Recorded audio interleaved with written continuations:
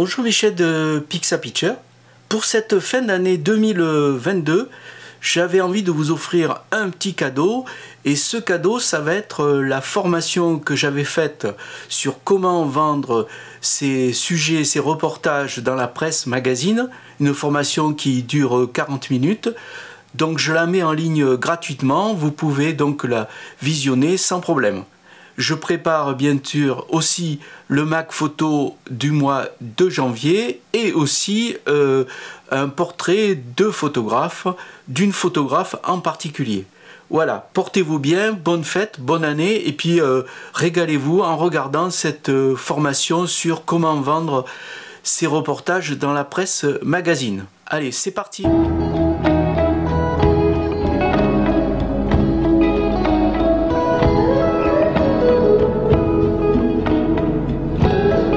Pour cette formation sur comment vendre ces reportages dans la presse magazine, j'ai décidé de la diviser en plusieurs étapes. Donc il va y avoir 6 étapes. La première étape, bien sûr, c'est trouver une idée. La deuxième étape, c'est voir sa faisabilité. La notion d'autorisation. Est-ce qu'on peut la faire? Est-ce qu'on va avoir tous les moyens pour la faire, notamment toutes les autorisations des gens qu'on va photographier? La troisième étape, ça sera la réalisation. La quatrième étape, c'est retour au studio avec toutes les photos qu'on a faites. C'est l'editing. Et ensuite, la présentation. Comment on présente ces images? Est-ce qu'on fait des tirages? Est-ce qu'on fait des PDF? Est-ce qu'on envoie des mails, etc., etc. La cinquième étape, c'est aller les vendre. Comment s'y prendre? Ce qu'il faut faire et ne pas faire. Et enfin, la sixième étape, si le sujet a été vendu, comment continuer à exploiter ce système pour faire d'autres reportages et notamment en vendre d'autres. C'est la notion d'entretenir les contacts et de créer ces réseaux pour pouvoir continuer à faire des reportages. Voilà un peu les 6 étapes que nous allons développer. La première étape, c'est trouver une idée. Alors là, il faut essayer de trouver une idée où il va y avoir une histoire à raconter. Et notamment, de préférence, à part des sujets très spéciaux, notamment peut-être des sujets sur la nature, trouver des idées où il y a des gens qui travaillent, où on voit des gens en action. Il faut qu'il y ait une histoire, que votre sujet raconte une histoire. Parce qu'il faut savoir que tout a pratiquement été fait. L'important, ça va être comment vous allez réaliser cette idée. Comment vous allez vous prendre, quel biais vous allez faire. Alors, ce qu'il faut aussi savoir, c'est que ce qui est intéressant, c'est surtout ce qui est très important plutôt, c'est de trouver des idées qui correspondent à déjà des choses que vous aimez, que vous connaissez bien. Vous n'allez pas faire un sujet sur les voitures de sport si vous n'y connaissez rien en voitures de sport. Ou en botanique, si vous ne connaissez pas reconnaître un coquelicot d'une ortie. Il faut essayer de trouver des choses qui vous intéressent. Il faut essayer de bien se documenter, voir s'il n'y a pas quelque chose qui a été fait exactement au même endroit, au même moment que ce que vous voulez faire. Donc là, c'est inutile. Et puis aussi, l'idée, il faut qu'elle soit en correspondance un peu avec la saison. Vous n'allez pas montrer un reportage au mois d'août sur les stations de ski. Il faut faire très attention aussi à l'actualité saisonnière et aussi à l'actualité tout court. Enfin, il faut savoir aussi que l'idée, il faut bien sûr qu'elle puisse être réalisable. Notamment les notions d'avoir des autorisations, des lieux ou des personnes que vous allez pouvoir photographier. Et surtout, si vous faites les photos sans demander l'autorisation et qu'après le sujet il est vendu, ou vous risquez d'avoir de très gros problèmes. Donc ça, c'est la première étape. Aussi, ce qui est très important, c'est la notion de continuité. C'est-à-dire, vous allez faire un reportage, mais le but, c'est d'en faire plein d'autres.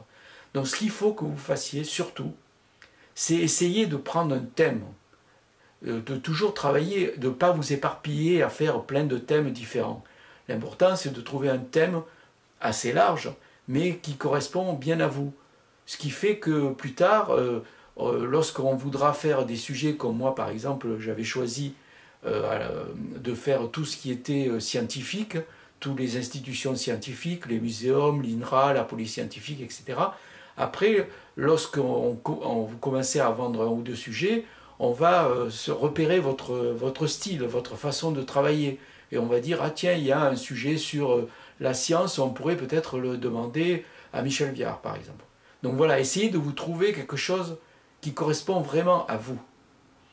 Vous documentez. C'est pas la peine non plus d'essayer de regarder sur Internet tous les sujets qui ont été faits par rapport à votre idée. Parce que vous allez vous perdre, vous allez voir, tout a été fait. Alors c'est pas la peine d'insister. Simplement, ce qu'il faut, c'est que vous essayiez de bien vous renseigner, de bien vous documenter, de bien savoir quand vous allez pouvoir faire ces photos et comment vous allez les faire. Ça, c'est la première étape. Alors la deuxième étape, j'en ai déjà un peu parlé là, c'est la notion de faisabilité. Est-ce que vous allez être capable de réaliser l'idée que vous avez? Est-ce que c'est pas trop compliqué? Est-ce que au niveau du timing, vous allez y arriver? Est-ce que le sujet est assez long pour pouvoir faire une histoire qui tienne la route? Il faut aussi penser que vous allez raconter une histoire sans parole. Il va falloir que les choses soient visuellement immédiates, qu'on comprenne tout de suite ce qui se passe. Parce que, bien sûr, il n'y a pas le son, hein, c'est une histoire sans parole. Et en plus, il faut aussi voir la faisabilité dans le sens, je l'ai déjà dit, des autorisations. Vous ne pouvez pas faire tout et n'importe quoi avec n'importe qui. Surtout si vous demandez aux gens de faire des photos et qu'ils disent oui, ça ne suffit pas. Il faut que vous ayez un papier signé, une autorisation signée où tout est bien spécifié. C'est-à-dire, vous spécifiez que vous faites un reportage, que vous avez l'intention de le vendre pour tel ou tel magazine, ou que vous avez l'intention de le vendre pour plein de choses, que vous avez l'intention soit de faire le reportage, de vendre le reportage en entier, soit d'utiliser aussi les photos éventuellement indépendamment pour les mettre dans des agences comme Adobe Stock ou eStock ou Shutterstock. Ça, il faut bien le préciser. Il faut que tout soit écrit.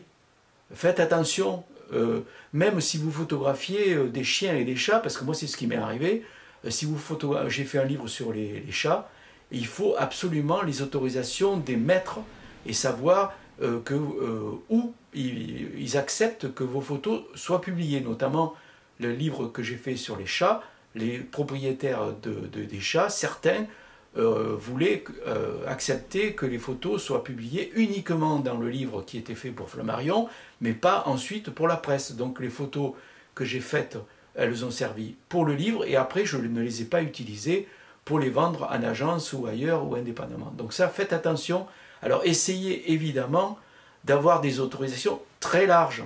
Vous faites quelque chose en disant que vous autorisez la publication partout. Vous essayez de voir, vous tirez le maximum pour après être libre. Mais surtout, faites attention de photographier que les choses dont vous avez droit de photographier. Ça, c'est très très très important. Surtout que plus ça va, plus c'est compliqué. C'est-à-dire que dès que vous commencez à photographier des choses à l'intérieur, dans un truc privé et tout ça, ou surtout avec des gens, là vous risquez d'avoir de très gros problèmes après. Voilà. Et en plus, lorsque vous allez vouloir vendre, vous allez montrer votre reportage et que vous allez pouvoir le vendre, la première chose que va vous demander les magazines, c'est est-ce que vous avez toutes les autorisations? Alors il ne faut pas dire oui si ce n'est pas vrai, hein, parce que là vous risquez d'avoir de très très très gros problèmes. Troisième étape, la plus importante on peut dire au niveau du timing, c'est la réalisation. Alors il faut savoir que vous allez raconter une histoire, donc c'est pas pareil que si vous faites des photos une à une.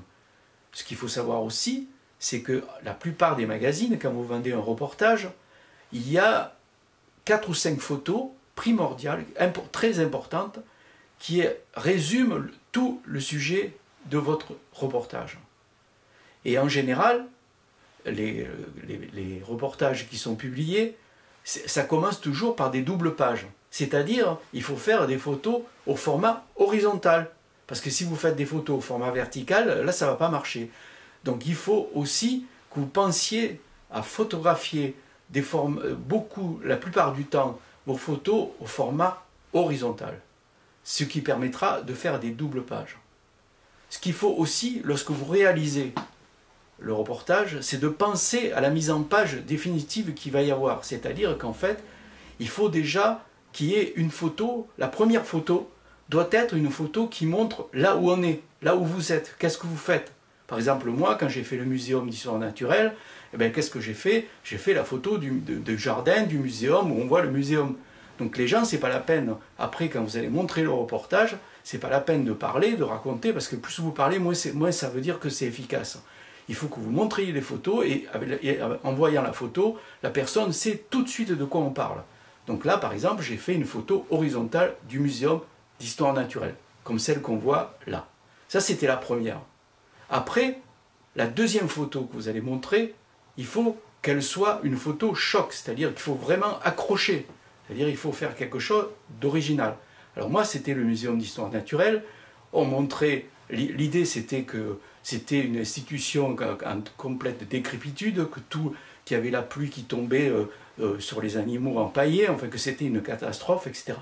Mais je ne voulais pas faire un truc non plus très sinistre, je voulais faire quelque chose un peu magique, un peu qui faisait rêver, parce que ça fait rêver de voir tout. Le muséum, moi, ça m'a toujours fait rêver. Alors qu'est-ce que j'ai fait? J'ai essayé de montrer cette galerie où il y avait tous ces animaux qui étaient en train de pourrir, ou du moins d'être dans un état lamentable, mais j'ai essayé d'amener une touche un peu sympathique. Notamment, il y avait un peintre qui était là, qui avait le droit. Alors c'est vrai qu'au Muséum d'histoire naturelle, dès qu'il y avait un journaliste ou un photographe, ils ne voulaient pas en entendre parler parce qu'ils avaient trop peur qu'on montre des trucs horribles. Mais par contre, les peintres, ils avaient le droit de venir dans la galerie pour peindre. Donc ce que j'ai fait, je suis allé voir ce peintre et je lui ai demandé s'il acceptait que je fasse des photos dans la galerie avec lui. Et c'est ce que j'ai fait, et c'est ce qui a fait la double page, la deuxième qui est passée dans Géo. Donc là, après, il faut faire des photos, vous déclinez, c'est-à-dire que vous commencez... Moi, ce que je voulais, c'était montrer aussi que le muséum, ce n'était pas que des vieux savants perdus dans leur labo, qu'il y avait aussi des jeunes qui travaillaient là. Donc j'ai essayé de montrer plein de gens en train de travailler. C'est ça qu'il faut faire aussi, il faut montrer une activité humaine. Si vous voulez vendre des reportages, il faut qu'il y ait des gens qui fassent des choses. Sinon, et en plus, il faut que tout ça, il faut qu'il y ait un fil conducteur. C'est très important le fil conducteur. Il faut que vous montrez exactement où vous voulez en venir. Il faut amener la personne qui va regarder le reportage, qui va vous l'acheter déjà, avant que ça soit le lecteur. Il faut il faut le motiver, il faut qu'il soit surpris, il faut qu'il soit intéressé. Il ne faut pas qu'il commence à s'ennuyer, parce qu'il faut savoir aussi, c'est que dans la presse, ça va très vite, surtout en France, il y a un petit côté snobisme. Même quand on n'est pas débordé, on fait les mecs débordés, dans les agences, dans les magazines. Il faut être très efficace, et surtout il faut être très précis, il faut savoir vraiment exactement ce que vous faites. Alors ce que vous pouvez faire aussi, certains le font, c'est avant de commencer à travailler, à faire les photos, c'est faire un petit chemin de fer, ce qu'on appelle le chemin de fer, c'est-à-dire c'est vous marquez les photos que vous allez faire les unes après les autres, en disant il faut que je fasse ça, après il faut que je fasse un gros plan, après il faut que je fasse un tel qui fait ça, un tel qui fait ça, etc., etc., pour rien rater. Et vous essayez, après, une fois que vous êtes sur place, de réaliser ces choses. Alors, évidemment, vous allez vous retrouver souvent confronté à certains problèmes. Notamment, si vous photographiez des gens, ils vont peut-être pas vouloir faire certaines choses, il y a des choses qui vont les gêner. Alors, il faut faire attention, il faut doser un peu comment on travaille avec les gens qu'on photographie. Alors, en général, ce que je faisais moi, notamment pour le muséum, avant de me précipiter, d'agresser les gens comme ça en arrivant dans un labo pour les photographier, j'allais les voir avant, en leur disant voilà, je veux faire ça, ils me racontaient un peu ce qu'ils faisaient dans leur labo, et puis on décidait ensemble de faire telle ou telle photo, et je retournais le lendemain ou la semaine d'après, et on faisait les photos. Comme ça, ils n'étaient pas pris comme ça, ils avaient le temps de réfléchir, moi j'avais le temps de voir un peu où il fallait que je mette mes lumières et tout ça.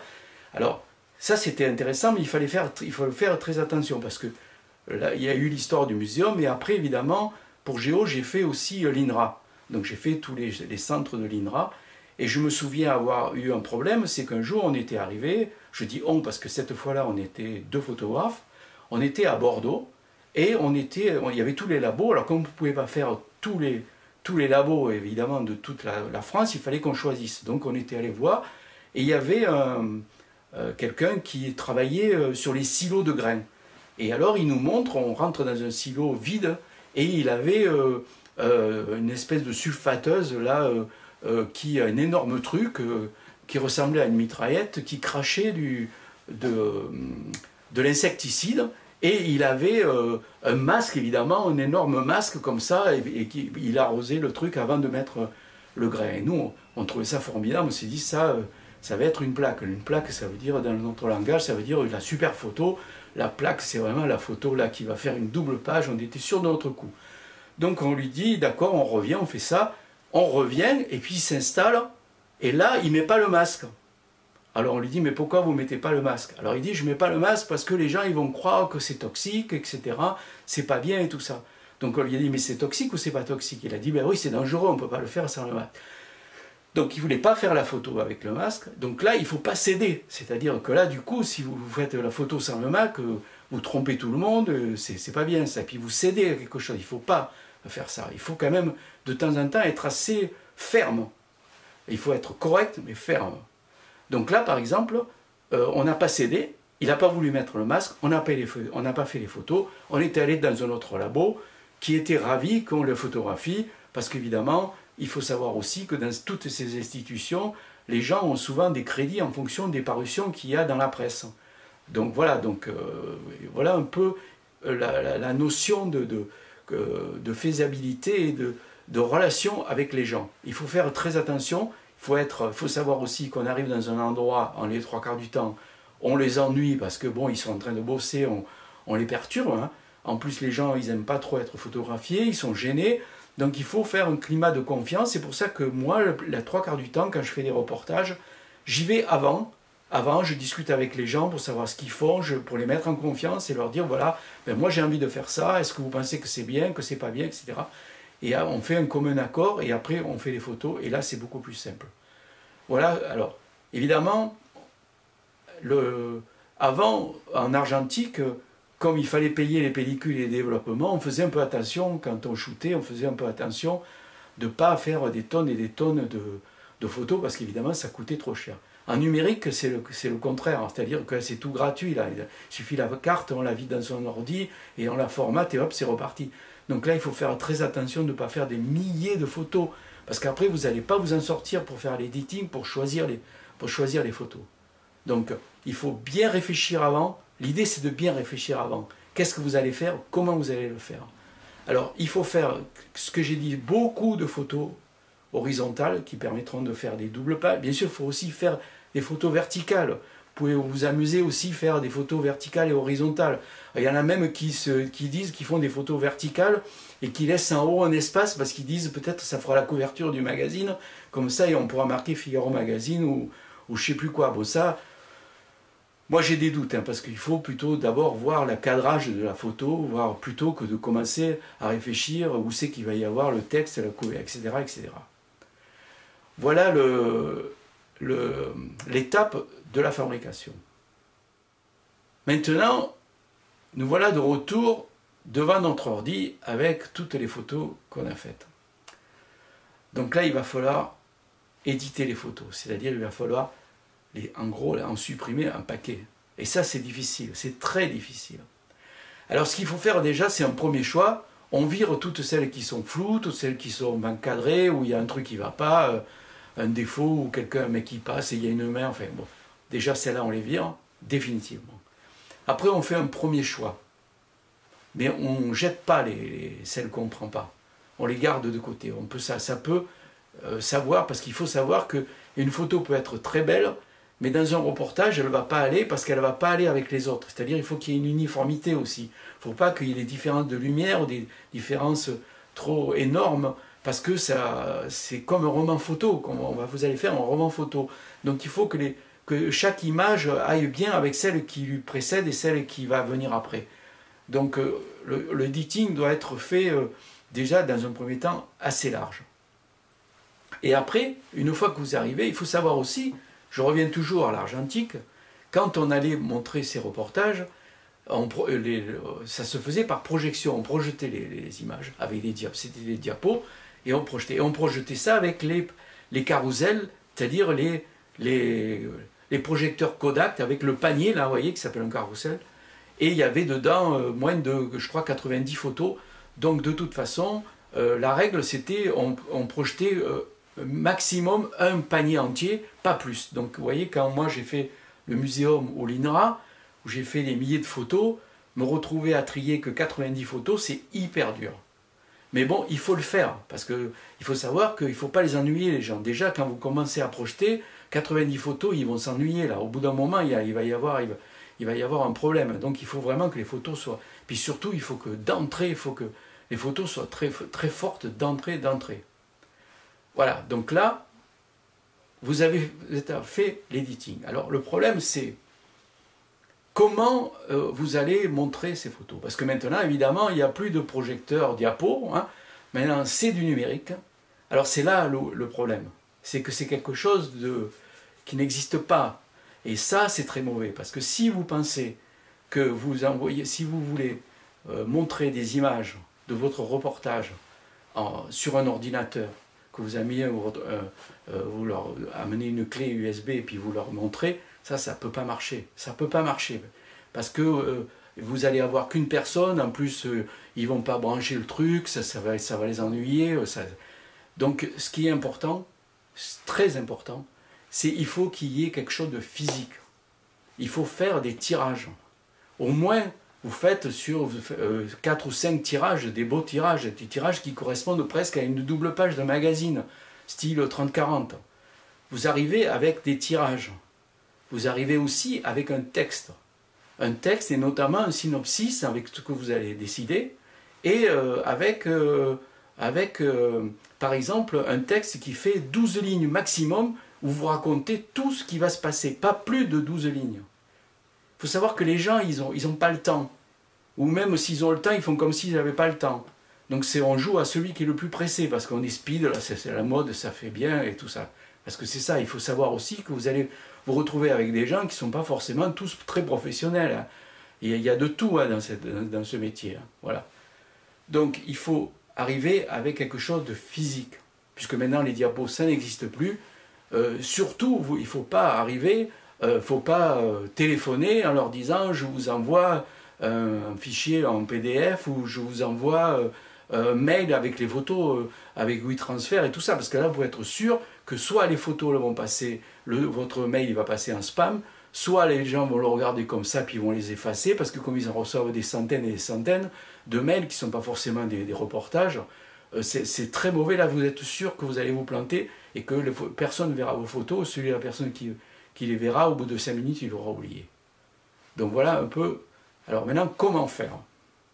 Le problème en France, c'est qu'il y a quand même un côté spécial copinage et spécial si vous êtes un total inconnu, si vous avez un super beau reportage, il y a 9 chances sur 10 que vous ayez beaucoup de mal à arriver à le vendre.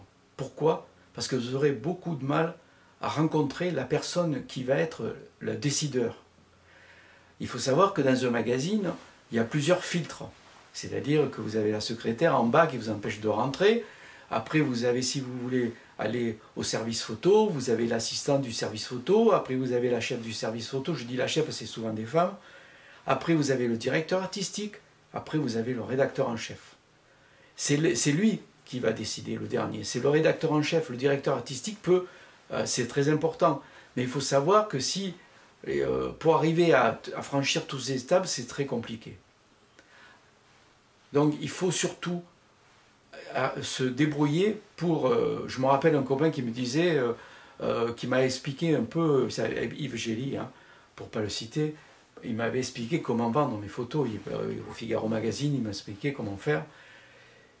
En fait, il m'avait dit, tu sais, si tu ne peux pas rentrer par la porte, essaie de passer par la fenêtre. Donc il faut insister, quitte à être chiant.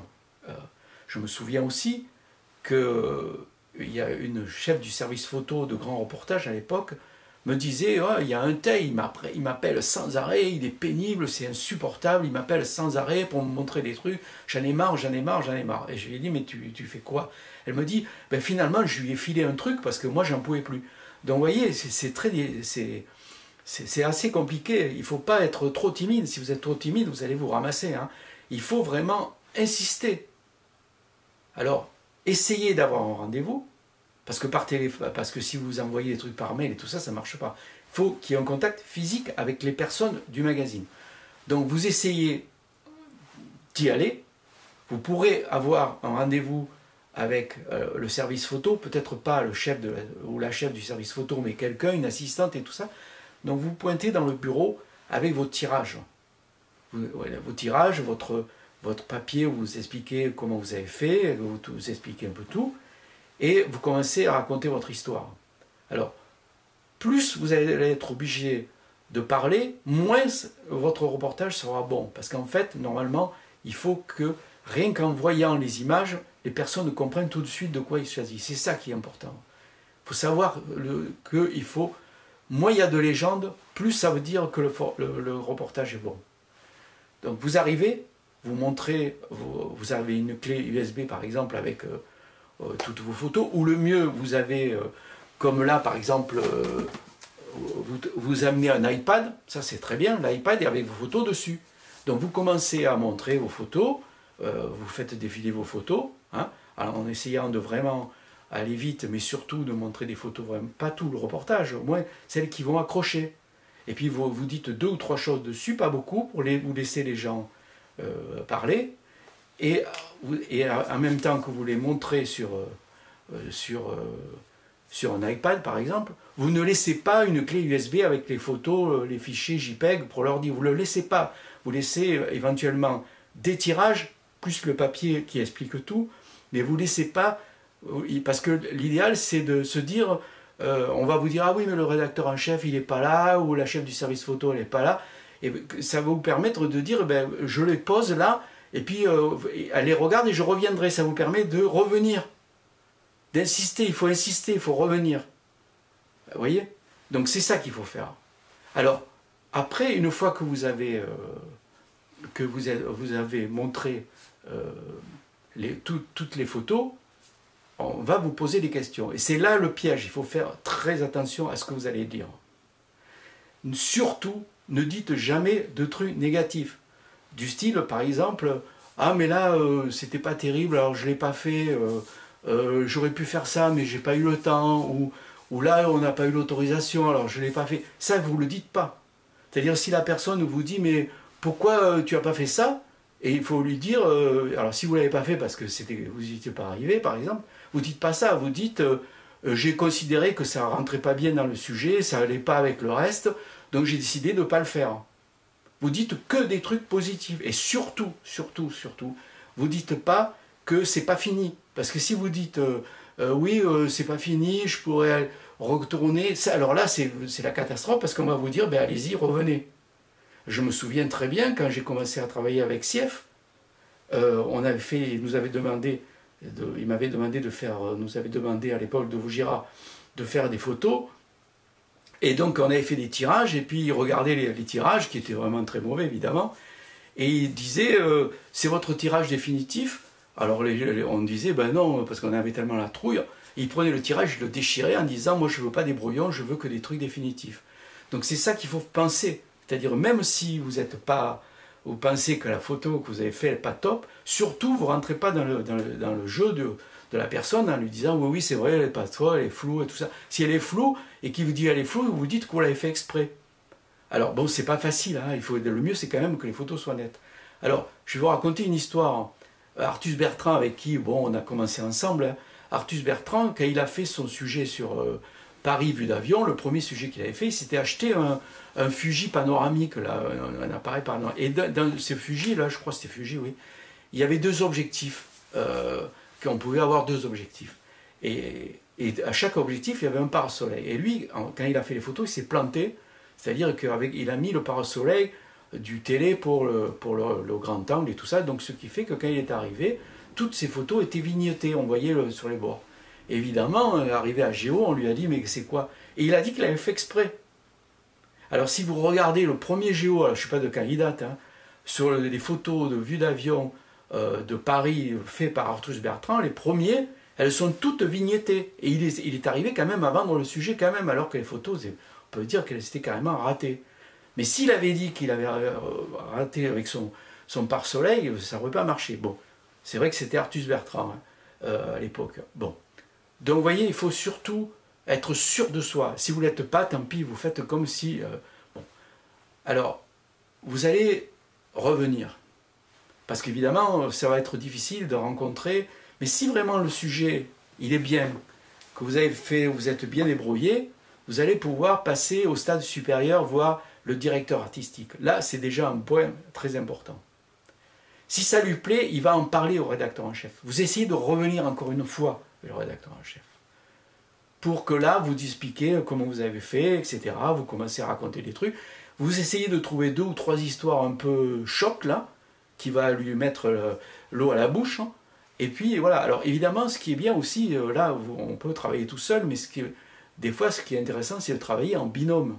C'est-à-dire de travailler avec un journaliste ou quelqu'un, vous travaillez avec un journaliste. Moi, je sais qu'à l'époque d'Odyssée, on avait beaucoup de jeunes mecs journalistes et on travaillait des sujets ensemble. Par exemple, moi, j'ai fait le Saphir en Thaïlande, au Sri Lanka, et c'est le journaliste qui avait tout dealé, et moi, j'ai eu qu'à faire les photos. Et après, évidemment, lui, il connaissait vachement bien. Donc ça, c'est le luxe. Hein. C'est-à-dire, bien que des fois, ça peut poser problème parce que le magazine, il a ses propres journalistes. Alors ça peut créer des conflits. Donc tout ça est assez compliqué. Donc voilà un peu comment on peut arriver à... Alors une fois que vous voyez que ça plaît, qu'ils sont d'accord pour le prendre, les mots ne suffisent pas. C'est-à-dire que là, il faut qu'à un moment donné, vous dites, bon ben d'accord, vous me l'achetez, combien ? Alors là, tout est possible. Hein. C'est-à-dire que ça va, on peut vous dire, ben on le prend pour tant la photo, on peut le vendre. Alors en général, ce qui se passe, c'est qu'on appelle ça une garantie. C'est-à-dire que le magazine vous garantit une certaine somme pour un certain nombre de pages. Alors mettons par exemple, prenons le cas super, et on vous dit 25 pages, donc tant d'argent pour 25 pages. Si le sujet est publié de moins de 25 pages, vous gardez la somme qui était définie pour 25 pages. Et si le magazine fait 30 pages, les 5 pages suivantes, vous touchez un peu plus. Voilà, c'est en général comment ça se passe. Et surtout, la garantie, c'est que si le sujet y passe pas, vous êtes payé quand même. Parce qu'évidemment, vous pouvez lui dire, moi, tu m'achètes le sujet, bon, c'est vrai que tout le monde se tutoie dans ce milieu. Tu m'achètes le sujet, mais il faut le passer, parce que si tu ne le passes pas, moi je vais le montrer à quelqu'un d'autre. Donc à partir du moment où la personne s'engage pour prendre le reportage, qu'elle le publie ou qu'elle ne le publie pas, il faut qu'elle le paye. Donc ça, c'est une garantie. Alors là aussi, c'est pareil. C'est pas facile.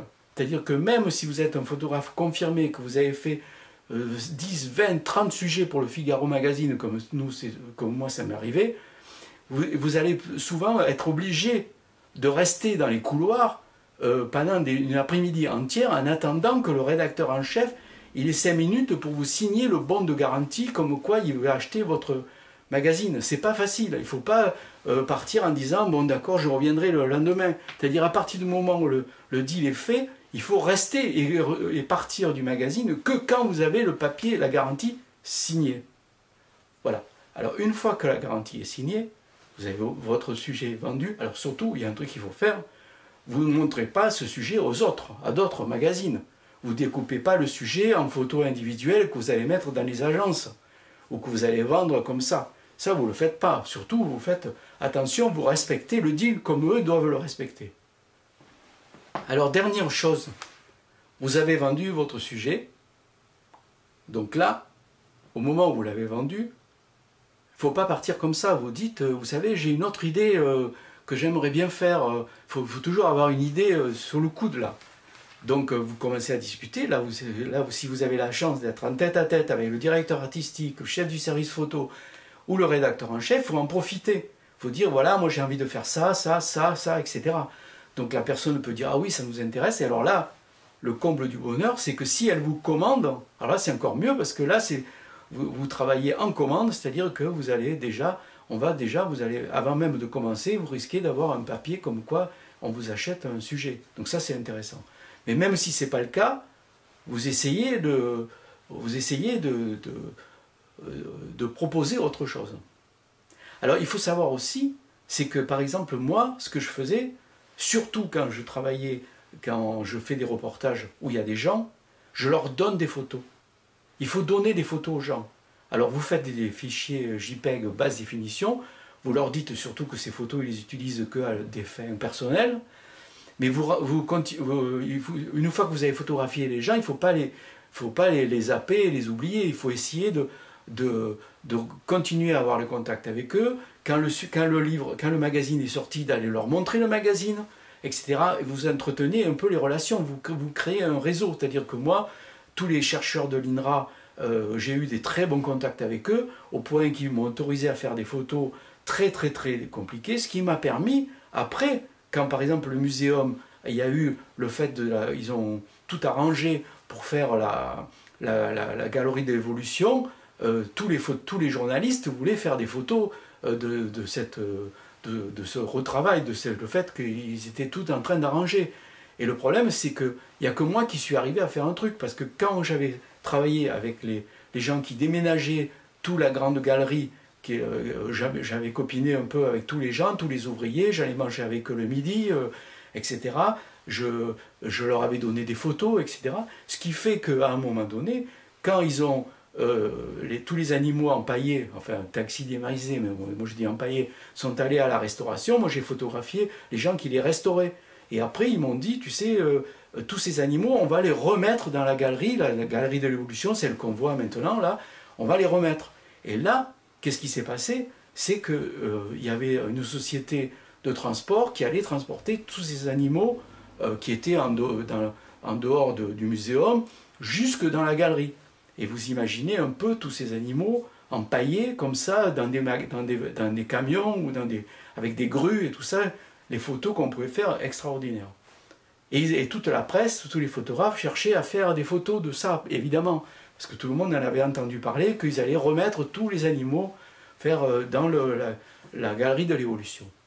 Et comme moi j'étais quand même très copain avec eux, et que je leur avais donné des photos, et que je leur avais montré que le sujet sur le muséum que j'avais fait, n'était pas dévalorisant pour eux, au contraire, qui montrait qu'il y avait des gens qui travaillaient, qui faisaient des choses intéressantes, ils m'ont fait une faveur, c'est-à-dire que normalement, ils avaient dit à la presse, le mardi, je dis mardi, ça peut être mercredi, mardi, tous les animaux vont être transportés de l'endroit où ils ont été restaurés jusqu'à dans la galerie. Et moi, ils m'ont dit, c'est pas mercredi, on fait ça le lundi. Donc le lundi, j'étais là, dehors, en train, et j'ai vu arriver les grues, et notamment la photo là que je vous montre, où il y avait les deux gars qui transportaient l'énorme gorille suspendu sur une grue pour le rentrer dans le truc.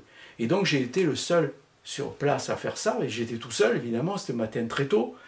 Évidemment, c'est comme on dit, c'était la plaque, parce que on voyait le muséum derrière, il y avait tout là, c'était pas besoin de faire une légende, on comprenait tout ce qui se passait. Et j'étais tout seul sur le coup. Le lendemain, ils sont tous arrivés, évidemment, déjà tous les animaux étaient à l'intérieur. Donc ça, c'est très important. Il faut soigner ses contacts. Il faut continuer à être en relation avec les gens que vous photographiez. Surtout si vous faites un thème régulier, toujours le même thème, vous allez les retrouver, ces gens-là. Et puis si vous ne les retrouvez pas, ils vont vous dire mais téléphone à un tel, c'est un ami à moi, etc. C'est un milieu très fermé, le milieu scientifique. Donc c'est pareil, si vous faites des photos de voitures, des photos, c'est toujours il y a des groupes comme ça, et c'est très important d'avoir ces genres de contacts. Voilà un peu ce que je voulais vous dire sur cette formation.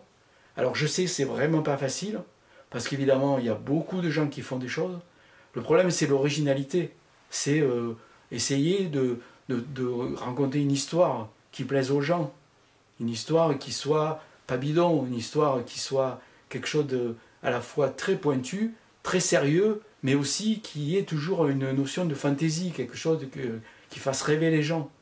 Parce que c'est pareil, les gens, ils vont voir des milliers de photos toute la journée, les directeurs artistiques, ils en ont marre de voir des photos, parce que c'est du matin au soir, ils voient entre guillemets que des photos, des fois, qui sont pas terribles. Hein.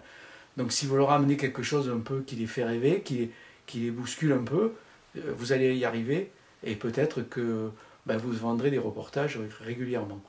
Une dernière chose, même les plus grands photographes, tous mes potes là, qui travaillent régulièrement, il faut savoir que si vous faites un super sujet, comme là, moi quand j'ai fait le muséum, le Géo s'est vendu, ça a été un succès fou, je l'ai revendu après à plein d'autres, parce qu'après vous avez pour le droit de le revendre à d'autres magazines, en attendant un certain délai évidemment. Moi je l'ai vendu dans le monde entier ce sujet. Il faut savoir que le lendemain, le coup d'après, si vous faites un sujet et qu'il n'est pas bien, on ne va pas vous le prendre. Hein. C'est-à-dire qu'à chaque fois, vous repartez, comme on pourrait dire, au chômage. Hein.